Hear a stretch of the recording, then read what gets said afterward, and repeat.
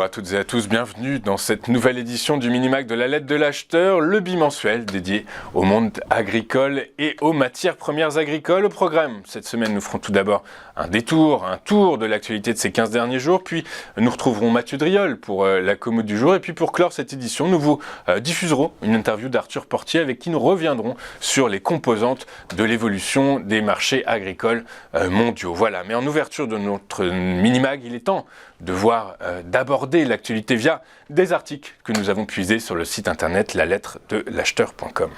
Au cours de la campagne cacaoyère 2022-2023 qui s'est achevée le 1er août dernier, le Cameroun estime à 70 milliards de francs CFA les pertes dues aux exportations frauduleuses de son cacao vers le Nigeria. Ce chiffre a été récemment révélé par le ministre camerounais du Commerce Luc Magloire, Mamgarba Matanga, dans une lettre circulaire. Ce dernier prévoit des mesures de sauvegarde urgentes à mettre en œuvre pour éradiquer le phénomène dommageable des exportations massives et frauduleuses du cacao camerounais vers le Nigeria. Et ni une ni deux, les autorités camerounaises ont fait appel à l'armée. Les forces militaires désormais chargées de sécuriser les convois de la précieuse fève tant convoitée par les combattants séparatistes est massivement revendue au Nigeria via des circuits illicites. La décision de faire escorter la production par les militaires n'emporte pour autant pas l'adhésion de tous les acteurs du secteur. Elle suscite même critiques et inquiétudes. Certains transporteurs et négociants soutiennent que la mesure les transformerait davantage en cibles humaines.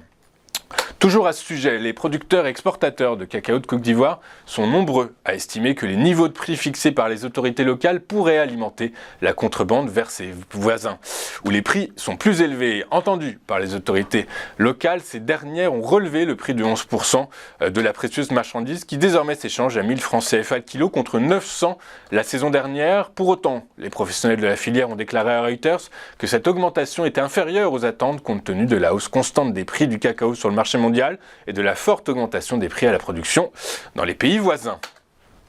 Le ministère ukrainien de l'Agriculture a déclaré ce mardi que les agriculteurs avaient ensemencé près de 3 millions d'hectares de cultures d'hiver, et ce, au 3 octobre. La superficie comprend 1,7 million d'hectares de blé d'hiver, soit 40% de la superficie prévue, précise le ministère dans son communiqué. L'Ukraine est un producteur traditionnel de blé d'hiver qui représente au moins 95% de sa production globale de blé.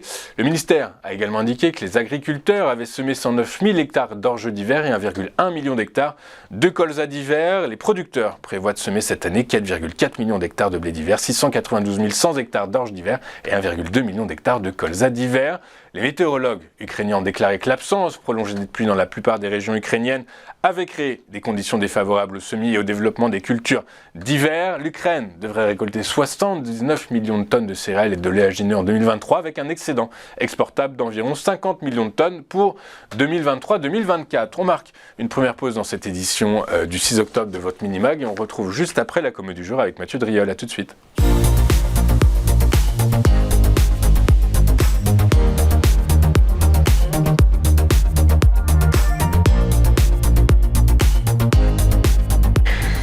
Nous sommes de retour sur le plateau de TV Finance pour cette édition du 6 octobre du Minimac de la lettre de l'acheteur, le Minimac dédié au monde agricole et aux matières premières agricoles. Et il est l'heure désormais de retrouver notre rubrique La commo du jour avec le taquin Mathieu Driol. Bonjour Mathieu.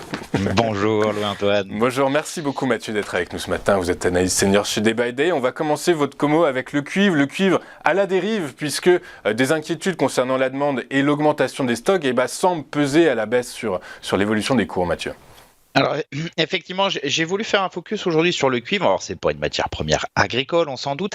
Par contre, en fait, c'est un métal qui est très, très lié, en fait, à la croissance économique, on va dire, mondiale. On a besoin de cuivre pour tout ce qui est typiquement réseau télécom, construction. C'est un métal qui est très utilisé et qui est assez symptomatique, en fait, des anticipations, en fait, de croissance plus générale. Et techniquement parlant, justement, on avait cette moyenne mobile à 200 périodes ascendantes qui jusqu'à présent servait de support, donc de soutien dynamique au cours et qui justement la semaine passée a été cassée. Alors il nous manque encore cette clôture sous le support majeur à 3,54, mais ça prend quand même une tournure un petit peu compliquée. La lecture qu'on pouvait avoir la lecture en hausse depuis le mois de juillet avec des creux et des sommets qui étaient plutôt ascendants, commence à prendre un petit peu de plomb dans l'aile. Ça vient mettre un petit bémol, ou en tout cas ça vient montrer une certaine réalité des anticipations de croissance économique pour les investisseurs. Elle risque d'être un petit peu chahutée. Le risque ici, c'est dès la clôture de sous 3,54 de retourner sur les points bas de l'été aux alentours de 3,13 et au final d'entrer dans une phase de consolidation à plat plus large avec beaucoup moins de dynamique, beaucoup moins de tendance, ce qui pourrait avoir d'une certaine façon un impact sur la consommation des céréales. S'il y a moins de croissance économique un peu partout dans le monde, il y aura probablement un peu moins de demande. Écoutez, on va voir ça dans un instant avec l'évolution des cours du soja. Les cours du soja, alors selon les derniers rapports qui sont mis à notre disposition, les broyages les vendanges seraient moins importantes que prévu. Du coup, par la force des choses, est-ce que ça a un impact à la hausse sur le prix? Est-ce que c'est ce que vous observez actuellement? Alors sur l'huile de soja, ici, on est effectivement sur quelque chose qui est très poussif depuis plusieurs semaines maintenant. On avait eu un très beau rebond déclenché un peu avant l'été, depuis le support majeur à 44,70 qui a permis de marquer un sommet aux alentours des 70 points. Sauf que ce sommet, au final, si on prend un peu de recul depuis le 2022, ça n'est qu'un nouveau sommet descendant. Ça, c'est un premier élément que l'on trouve pas très favorable en termes d'analyse technique. Lorsqu'on a un rebond sur un niveau qui est quand même assez fort, ce niveau des 45, grosso modo, on aime bien que ce rebond montre plus que effectivement un mouvement haussier violent. On aime bien qu'il aille inscrire au moins nouveaux plus hauts marginaux, c'est-à-dire au-delà de 74,50. Les cours n'ont pas réussi et le reflux que l'on constate depuis quelques semaines maintenant, il est quasiment aussi rapide que le rebond précédent. Ça montre que les acheteurs, semble-t-il, n'ont plus la main, en tout cas ne maîtrisent plus la dynamique. On aura là aussi, on a eu un premier petit signal de faiblesse lorsqu'on a enfoncé rapidement, on l'a réintégré ensuite, la moyenne mobile à 200 périodes.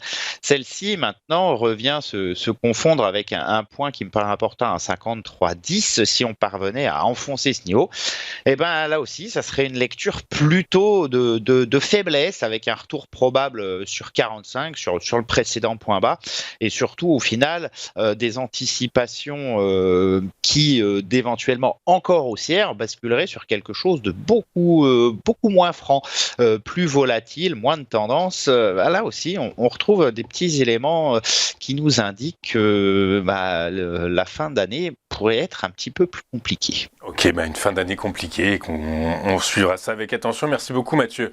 Mathieu Driol, vous êtes avec nous tous les 15 jours, notamment dans notre mini-mac de l'acheteur dédié aux matières premières agricoles, au monde agricole, et puis comme on l'a vu, à toutes les matières premières en règle générale. Vous êtes analyste senior chez Day by Day et c'est un plaisir de vous écouter.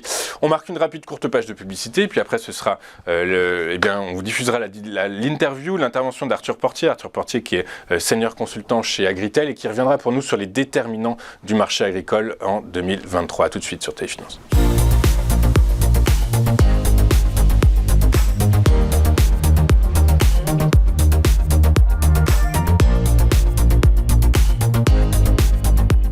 Nous sommes de retour dans cette nouvelle édition de votre mini-mac de la lettre de l'acheteur et désormais il est l'heure de retrouver notre invité pour notre interview, monsieur Arthur Portier. Bonjour Arthur.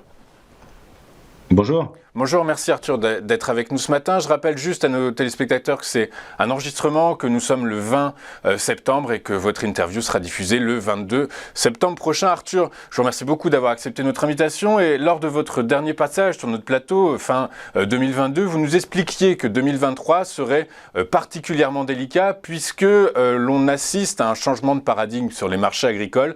Qu'en est-il aujourd'hui? Est-ce que l'on peut dire que l'insécurité alimentaire mondiale a augmenté ou non?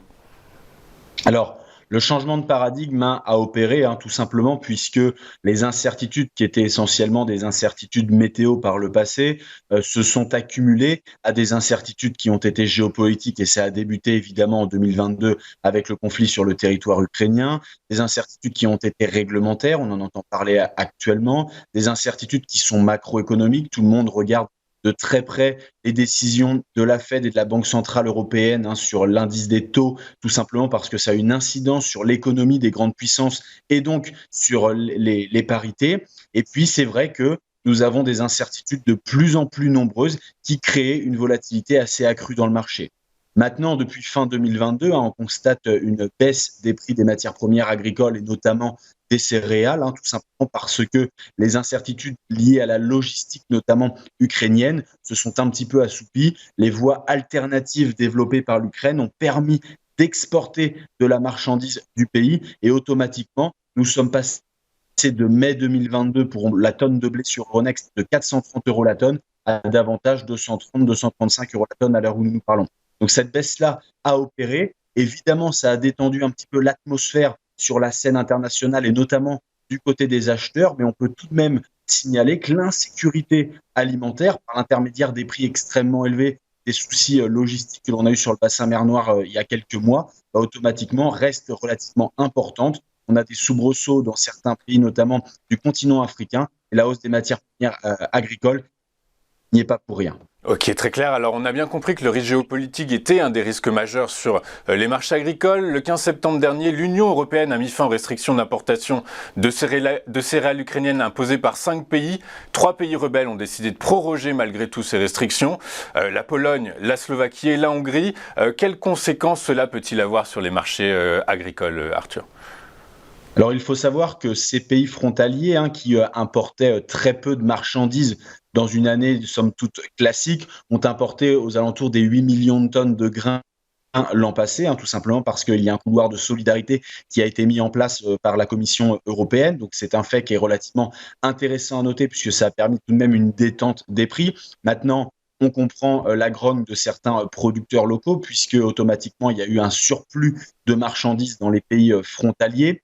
Il s'avère que si ce n'a pas une incidence majeure, cette restriction mise de manière unilatérale par certains pays comme la Pologne ou la Hongrie, pour ne citer que, sur les marchés des matières premières agricoles, ça n'aura pas de conséquences majeures. Par contre, c'est davantage l'union de l'Union européenne, donc l'unité de l'Union européenne, qui là est fragilisée, tout simplement parce que si la Commission européenne prend une décision et que des pays, de manière unilatérale, jugent plus intéressant de prendre leurs décisions eux-mêmes, alors le bon sens de l'Union européenne est remis en cause.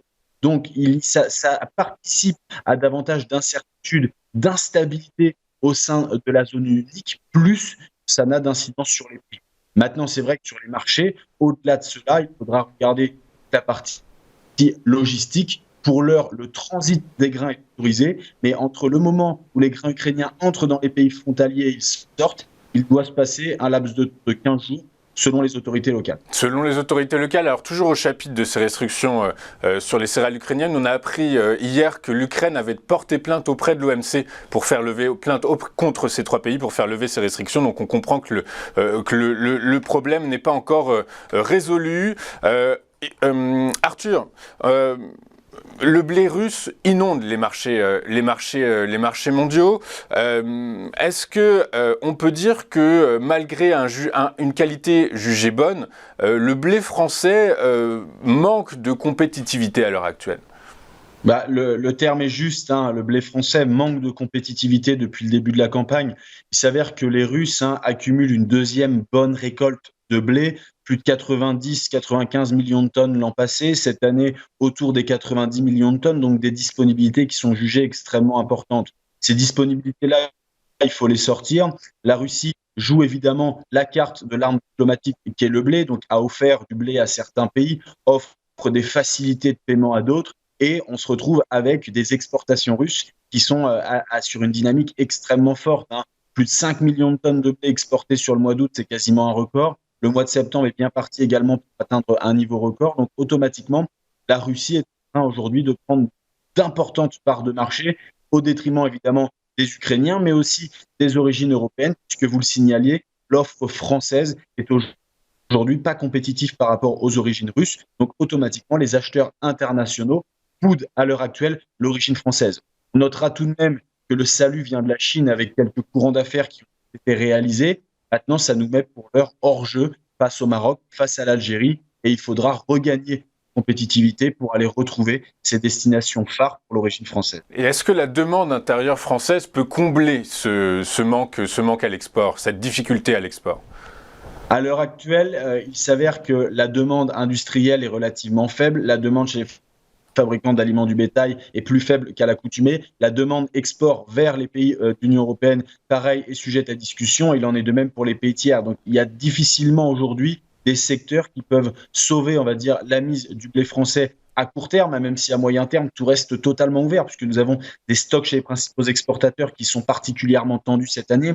Mais il faut bien le dire qu'à court terme, il y a une ambiance relativement morose avec une baisse de la consommation que l'on n'a pas seulement d'ailleurs chez les utilisateurs de blé, mais sur d'autres matières premières agricoles également, liées notamment à l'inflation et liées au ralentissement de la consommation. Ok, très clair. Une dernière question, Arthur, avant de vous souhaiter une excellente journée. J'ai cru remarquer que les mesures protectionnistes sur le marché agricole étaient de plus en plus nombreuses. Je pense à la Malaisie sur l'huile de palme, je pense à l'Inde sur le riz, le sucre et les oignons. Est-ce que c'est une tendance que vous avez observée, vous, chez Agritel, et qui pourrait avoir un impact qui de tendance se dégagerait comme étant quelque chose de plus dur et d'empirique et d'endémique au marché agricole actuellement?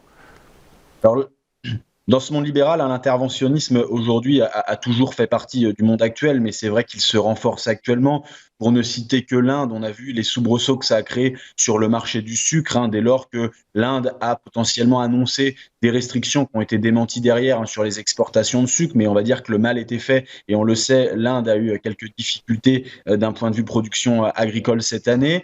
La Russie, même aujourd'hui, qui instaure un prix plancher pour répondre aux appels d'offres, c'est une sorte d'interventionnisme de l'État. Les opérateurs n'ont pas le droit sur des appels d'offres publics à vendre en dessous de $270 la tonne. Donc c'est vrai qu'on a, et on l'a cité juste précédemment avec des positions unilatérales, notamment de 3 pays sur 5 frontaliers à l'Ukraine, ces décisions-là aujourd'hui créent une certaine incertitude dans le marché avec des troubles qui peuvent vite opérer puisque nous ne sommes pas à l'abri qu'un opérateur, qu'un pays, qu'un État, un jour ou l'autre, mettre des restrictions, que ce soit à l'importation ou à l'exportation, qui bouleversent les flux mondiaux. Donc nous constatons, c'est vrai, davantage de politique d'intervention des différents États. Ok, très clair. Écoutez, merci beaucoup Arthur Portier d'avoir été avec nous ce matin. Je rappelle que vous êtes consultant senior chez Agritel. Et écoutez, je vous souhaite une excellente journée. J'espère vous revoir très vite chez nous. Merci beaucoup Arthur Portier, consultant senior chez Agritel.